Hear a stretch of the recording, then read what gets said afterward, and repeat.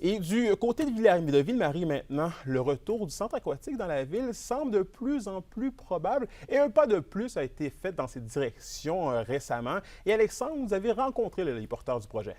Oui, Anthony, c'est l'organisme Le Complexe des eaux profondes qui travaille sur le projet d'un retour d'une piscine dans le nord du Témiscamingue. Je le rappelle, Ville-Marie est présentement orpheline d'un centre aquatique depuis que celui qui se trouvait dans le sous-sol de l'hôtel de ville a fermé ses portes en 2019. C'est depuis 2020 que l'OBNL planche sur le dossier et c'est au mois de décembre dernier qu'ils ont franchi un pas de plus en soumettant formellement le projet à un programme de financement du gouvernement du Québec. Toutefois, la facture du futur projet de centre aquatique s'élève maintenant à 26 millions, soit 6 millions de plus que ce que le gouvernement offre dans sa subvention de 20 millions. Présentement, ils sont dans l'attente d'une réponse des députés locaux impliqués. Pour une plus ample financement, un retour est attendu d'ici la fin de l'été.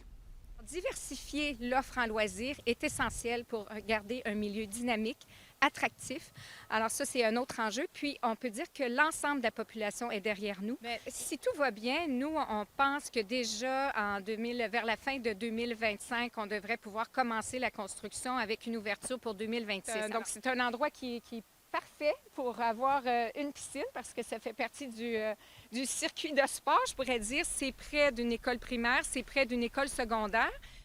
Et Alexandre, bien qu'il y ait une piscine présentement à Témiscamingue, le manque d'installation à Ville-Marie pose quand même plusieurs enjeux. Oui, tout à fait. Madame Lessard me parlait notamment d'apprendre aux jeunes écoliers à nager et à former des futurs sauveteurs. On parle également d'un pouvoir de rétention et d'attraction de la population.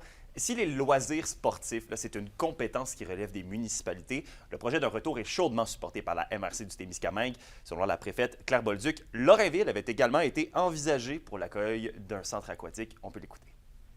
Le comité et les élus ont privilégié l'installation à Ville-Marie. Question de facilité, question d'accessibilité, question de complémentarité avec d'autres services également. Le projet important, c'est celui de la piscine pour le moment, mais l'enjeu pour toutes les municipalités, c'est l'entretien, c'est le maintien des installations sportives dont elles disposent actuellement.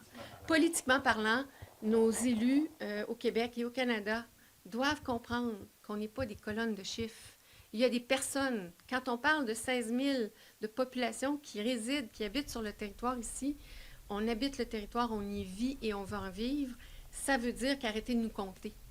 En terminant, le Témiscamingue, mais plus précisément la région de Ville-Marie, va succéder à Amos pour accueillir la finale régionale centralisée des Jeux du Québec en 2026. Avant d'ici là, si d'autres projets sportifs verront le jour dans la région. Merci Alexandre. Au plaisir.